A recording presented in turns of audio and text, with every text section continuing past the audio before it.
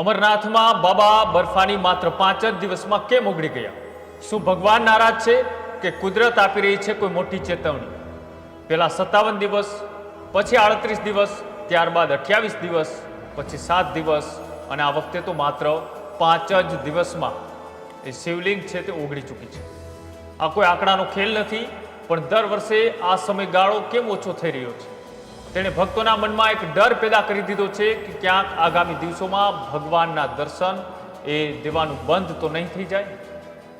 વધતા જતા global warming અને ક્લાઇમેટ ચેન્જની સીધી જ અસર હવે ગંભીર જોવા મળી રહી છે. લાખો ભક્તોની આસ્થાના કેન્દ્ર સમાન અમરનાથ યાત્રા પર અને હિમાચલ વિસ્તારમાં સતત વધી રહેલા તાપમાનના કારણે આ વર્ષે પવિત્ર શિવલિંગ એ સમય કરતાં ઘણું વહેલું ઓગળી ગયું છે, જે પર્યટનવાદીઓ માટે પણ એક ચિંતાનો વિષય છે.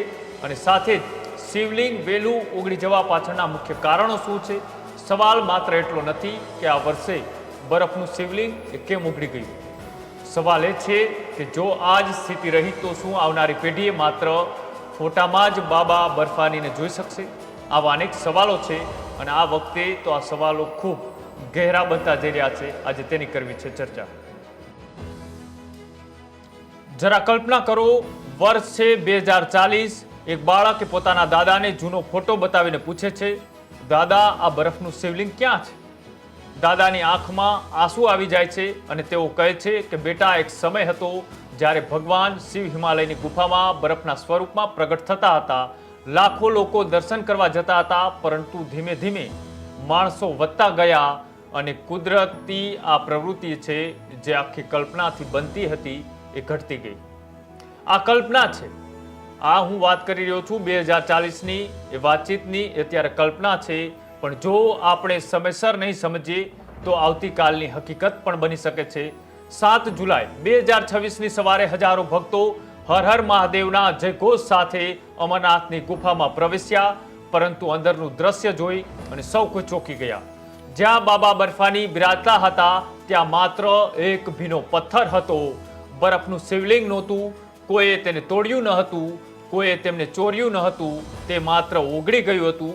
જે લોકો ગુફા સુધી પહોંચી ગયા તે તો નસીબદાર હતા, પરંતુ હજારો એવા ભક્તો હતા જેમણે મહિનાઓ પહેલા નોંધણી કરાવી હતી, વર્ષો સુધી પૈસા બચાવ્યા હતા, જીવનની છેલ્લી યાત્રા માનીને ઘરેથી નીકળ્યા હતા, પણ તેમને ખાલી ગુફા જ જોવા મળી.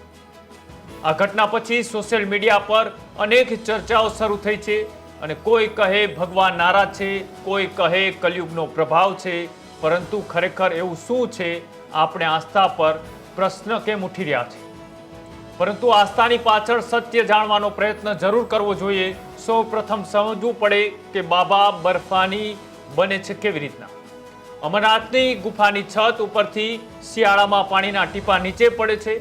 ગુફાની અંદરનું તાપમાન શૂન્યથી નીચે હોવાથી દરેક ટીપું તરત જ એ બરફમાં ફેરવાઈ જાય છે અને ધીમે ધીમે આ જ બરફ એક સ્વાભાવિક શિવલિંગનું સ્વરૂપ ધારણ કરે છે. કોઈ માણસ, કોઈ મશીનરી અથવા તો કોઈ કારીગર કે અહીંયા કોઈ જ આવી વસ્તુ નથી. આજે આખી શિવલિંગ બને છે એ માત્ર તાપમાન અને ત્યાંની આસ્થાના કારણે કુદરતે ઊભું કરેલું એ સ્વરૂપના રૂપમાં એ અમરનાથની ગુફામાં ભગવાન શિવની એ શિવલિંગનું ત્યાં નિર્માણ થાય છે. એટલે તેને સ્વયંભૂ બાબા બર્ફાની કહેવામાં આવે છે. માન્યતા મુજબ જે પૂર્ણિમાએ શિવલિંગ સૌથી મોટું હોય છે અને અમાસ તરફ ધીમે ધીમે એ શિવલિંગ એ નાનું થતું જાય છે. એટલે ઓગળવાનું એ કુદરતી પ્રક્રિયા છે, પરંતુ દર વર્ષે વધુ વહેલું ઓગળવાનું એ કુદરતની ચેતવણી પણ છે. અમરનાથનો ઇતિહાસ હજારો વર્ષ જૂનો છે. સાથે જ રાજતિંગણી, નીલમત પુરાણ અને અનેક પ્રાચીન ગ્રંથોમાં પણ આ પવિત્ર ગુફાનો ઉલ્લેખ જોવા મળે છે. સાથે જ મુગલ કાળમાં પણ અહીંથી યાત્રાઓનો ઉલ્લેખ થયો હતો.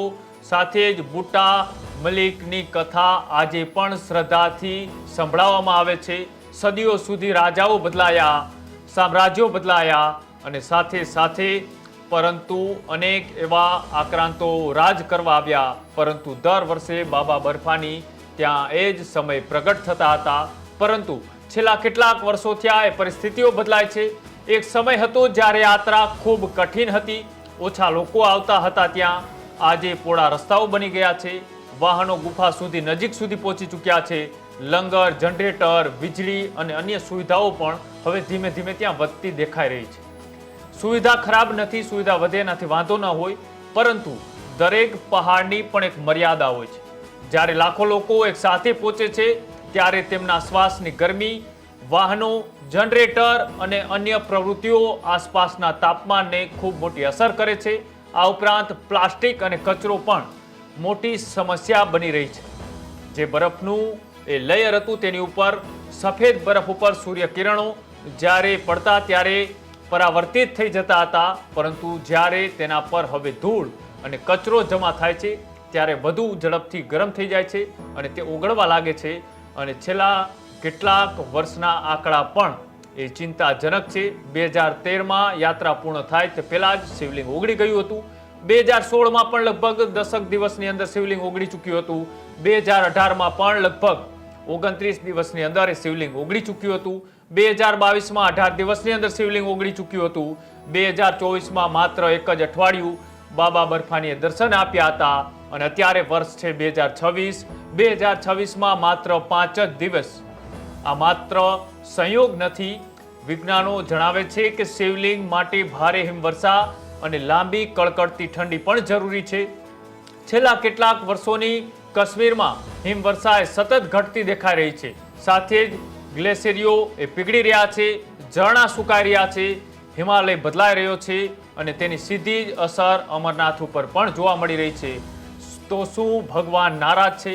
સનાતન ધર્મ કહે છે કે પ્રવૃત્તિ જ ભગવાન છે, હિમાલય દેવ છે, સાથે જ ગંગા માતા છે અને વૃક્ષોમાં પણ પરમાત્માનો વાસ છે. એટલે જો કુદરત ઘાયલ થશે તો ભગવાન સ્વરૂપમાં પણ અસર પામશે. ભગવાન આપણાથી દૂર ગયા નથી, પરંતુ આપણે કુદરતથી દૂર થઈ ગયા છીએ. હવે પ્રશ્ન એ નથી કે બાબા બર્ફાની કેમ ઓગળી રહ્યા છે.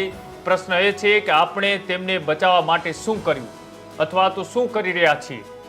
પ્લાસ્ટિકનો ઉપયોગ આપણે ઓછો કરવો પડશે. સાથે જ પહાડોમાં કચરો ફેંકવાનું બંધ કરવું પડશે. કુદરતી ક્ષમતા પ્રમાણે જ યાત્રાનું આયોજન કરવું પડશે. સાથે જ અનાવશ્યક બાંધકામો છે તેને તેની આસપાસ ટાળવા પડશે. અને સૌથી મહત્વની વાત, અમરનાથને માત્ર પ્રવાસ નહીં પણ તપસ્યા માનવી પડશે.